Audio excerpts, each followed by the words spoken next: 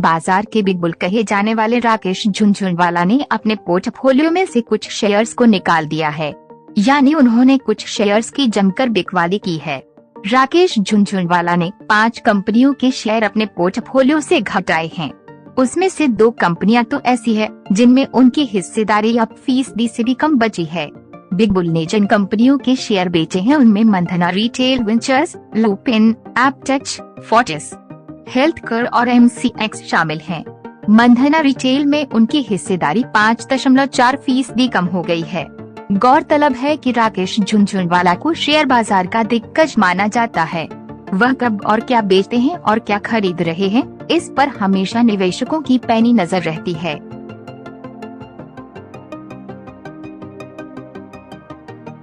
रिलायंस जियो ने आज कहा कि उसने दूरसंचार विभाग को 30,791 करोड़ रुपए ब्याज सहित की अपनी पूरी आस्थगित देनदारी डेफर्ड लिएबिलिटी का प्रीपेड भुगतान कर दिया है। इसके अलावा जियो ने पिछले साल भारतीय एयरटेल से 585.3 मेगाहर्ट्ज स्पेक्ट्रम भी हासिल किया था। दूरसंचार विभाग डिपार्टमेंट ऑफ टेलीकॉम ने दिसंबर में दूरसंचार कंपनियों को आस्थगित स्पेक्ट्रम देनदारियों के पूर्व भुगतान किए जाने की सुविधा प्रदान की थी। इस भुगतान के साथ रिलायंस जियो ने अब ट्रेडिंग के माध्यम से 2014 से 2015 में हासिल किए गए स्पेक्ट्रम के लिए पूरे आस्थगित देनदारियों का प्रीपेड भुगतान कर दिया है।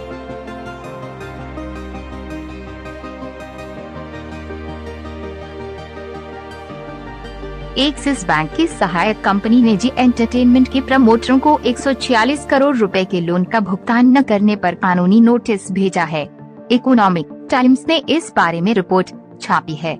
नोटिस के मुताबिक एक्सिस फाइनेंस ने कहा कि जी सोनी पिक्चर्स नेटवर्क इंडिया विलय समाप्त होने से पहले रिकवरी नहीं होने पर कंपनी सुभाष चंद्रा और उनके बेटे पुनीत गोयनका को अदालत में खींचेगी और बाजार नियामक को लिखेगी।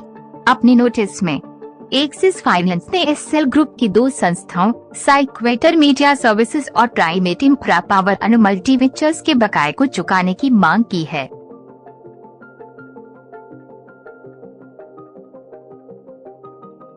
सेबी के चेयरमैन अजय त्यागी ने बुधवार को निवेशकों को जागरूक और शिक्षित करने के लिए सारथी मोबाइल ऐप लॉन्च की है।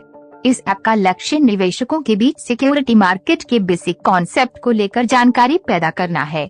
इसके अलावा इसके जरिए FYC की प्रक्रिया, इक्विटी मार्केट में ट्रेडिंग और सेटलमेंट की प्रक्रिया और म्यूचुअल फंडों बाजार में हाल में हुए विकास, निवेशकों की समस्याओं के समाधान की प्रणाली आदि से जुड़ी जानकारी दी जाएगी। ये ऐप हिंदी और अंग्रेजी दोनों भाषाओं में उपलब्ध कराया गया है। इसके एंड्रॉइड और iOS वर्जन को प्ले स्टोर और ऐप स्टोर से डाउनलोड किया जा सकता है। फ्यूचर इंडस्ट्री एसोसिएशन के मुताबिक ट्रेड किए गए कॉन्ट्रैक्टों की संख्या के आधार पर नेशनल स्टॉक एक्सचेंज NSE लगातार तीसरे साल दुनिया का सबसे बड़ा डेरिवेटिव एक्सचेंज रहा है। इसके साथ ही नेशनल स्टॉक एक्सचेंज ने अपने स्टेटमेंट में ये भी बताया है कि वर्ल्ड फेडरेशन ऑफ एक्सचेंज ने 2021 के लिए नेशनल स्टॉक एक्सचेंज को ट्रेड की संख्या के आधार पर दुनिया का चौथा सबसे बड़ा कैश इक्विटी मार्केट चुना है। निवेश के इंस्ट्रूमेंट के लेवल पर नेशनल स्टॉक एक्सचेंज को ट्रेड किए गए कॉन्ट्रैक्ट के आधार पर इंडेक्स ऑप्शन और करेंसी ऑप्शन में पहला रैंक दिया गया है। निफ्टी बैंक इंडेक्स पर इंडेक्स ऑप्शन कॉन्ट्रैक्टों को पहली रैंकिंग दी गई है। वहीं ट्रेड किए गए कॉन्ट्रैक्टों की संख्या के आधार पर इंडेक्स ऑप्शन के तहत निफ्टी 50 इंडेक्स को ग्लोबल स्तर पर दूसरी रैंकिंग दी गई है।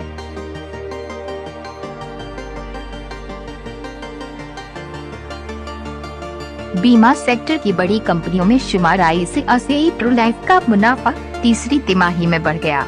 इसके अलावा कंपनी के बिजनेस प्रीमियम में भी वृद्धि देखने को मिली।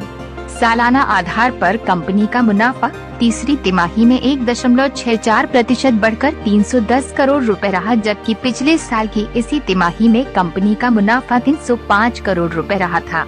सालाना आधार पर कंपनी का बिजनेस प्रीमियम 3,443 करोड़ रुपए से बढ़कर 3,787 रुपए हो गया। MSCI प्रू लाइफ पर राय MSCI प्रू लाइफ पर ओवरवेट रेटिंग दी है और शेयर का लक्ष्य 800 रुपए तय किया है। उनका कहना है कि सालाना आधार पर तीसरी तिमाही की बी 20% बढ़ी, जबकि VNB मार्जिन अनुमान से 5% अधिक रही। शेयर बाजार के दिग्गज राकेश झुनझुनवाला ने नए साल में अपने पोर्टफोलियो में बदलाव किए हैं। राकेश झुनझुनवाला के शेयर और उनके पोर्टफोलियो पर निवेशकों की नजर लगातार बनी रहती है। बिग बुल भी समय समय पर अपने पोर्टफोलियो में बदलाव करते रहते हैं। आपको बता दें कि राकेश झुनझुनवाला ने अपने पोर्टफोलियो में शामिल टाटा एलटीडी में अपनी हिस्सेदारी लगभग घटा दी है। दिसंबर तिमाही में उन्होंने अपनी हिस्सेदारी स्टॉक में 1% से भी नीचे कर दी है। अगर रिटर्न की बात करें तो 100 रुपए से कम कीमत वाले इस स्टार्क लिमिटेड के शेयर ने एक साल में अच्छा रिटर्न दिया है।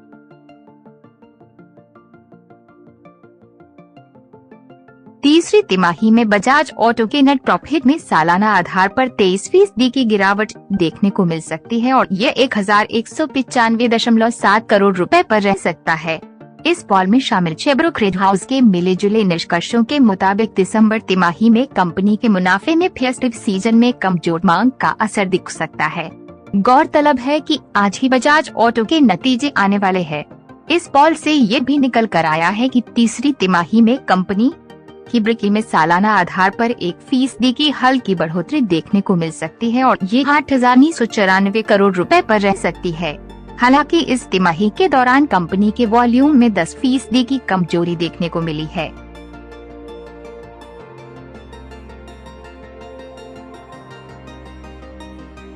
ब्याज पर ब्याज सहित अन्य आर्थिक मुद्दों पर आज कैबिनेट की उच्च स्तरीय बैठक संपन्न हुई, जिसमें मोरेटोरियम, ब्याज पर ब्याज सहित तमाम मुद्दों पर चर्चा हुई और कई मुद्दों पर कैबिनेट ने फैसला लिया है।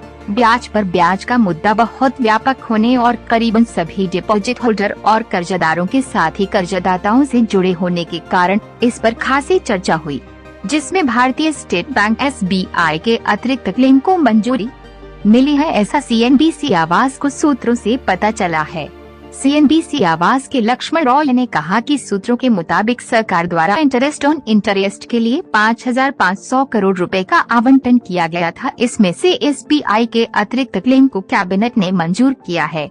इसके तहत कैबिनेट में SBI को करीब 1,000 करोड़ रुपए देने का फैसला किया गया है। Automobile dealership chain landmark cars LTD ने कैपिटल मार्केट रेगुलेटर सेबी के समक्ष अपनी अर्जी दाखिल कर दी है। कंपनी इस IPO के जरिए 762 करोड़ रुपए जुटाएगी। इस IPO में 155 करोड़ रुपए का फ्रेश इश्यू होगा और 612 करोड़ रुपए का ऑफर फॉर सेल होगा। इस IPO के ऑफर फॉर सेल के तहत TPG growth IIS FPT LTD 400 crore रुपए के शेयर बेचेगी, जबकि HUF संजय कर्णदास ठक्कर 62 करोड़ रुपए के शेयर बेचेंगे। वहीं आस्था लिमिटेड 120 करोड़ रुपए के और गरिमा मिश्रा 30 करोड़ रुपए के शेयर बेचेंगे। इस IPO का कुछ हिस्सा कंपनी के कर्मचारियों के लिए रिजर्व होगा। इस ऑफर के फ्रेश इश्यू से प्राप्त 120 करोड़ रुपए का इस्तेमाल कंपनी के कर्ज के भुगतान और कंपनी के सामान्य कामकाज में किया जाएगा। TPG के निवेश वाली लैंडमार्क कार्स भारत में leading premium automotive car dealer है। कंपनी के पास Mercedes Benz, Honda, Jeep, Volkswagen और रेनॉल्ट की डीलरशिप है। कंपनी को सामान्य तौर पर लैंडमार्क कार के नाम से जाना जाता है, जो नए वाहनों की बिक्री, उनकी after sale service, repairing, spare part की बिक्री आदि के कारोबार में है। इसके अलावा कंपनी पुरानी कारों की भी बिक्री करती है। वित्त वर्ष 2021 में लैंडमार्क डीलरशिप्स ने 1,133 मर्सिडीज वाहन बेचे, जबकि होंडा और रेनो के 4,000 से ज्यादा वाहन बेचे थे। वित्त वर्ष में कंपनी ने लगभग सभी ब्रांडों के कुल 1.3 लाख वाहन बेचे थे। हाल ही में कंपनी ने मुंबई और दिल्ली NCR रीजन में MP6 इलेक्ट्रिक व्हीकल की बिक्री के लिए दिग्गज ग्लोबल EV कंपनी बाइट के साथ करार किया है। वित्त वर्ष 2021 में लैंडमार्क का मुनाफा 11.15 करोड़ रुपए और कुल आय 1,966.34 करोड़ रुपए रही।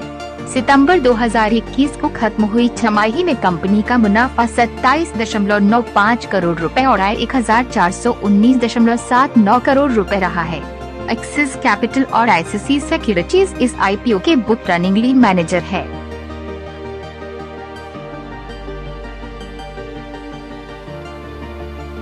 Thanks for watching. Share market से जुड़ी ताज़ा जानकारी और डेली मार्केट एनालिसिस के लिए हमारे चैनल बाजार एनालिसिस के सब्सक्राइब बटन और बेल आइकॉन को दबाना ना भूलें। धन्यवाद।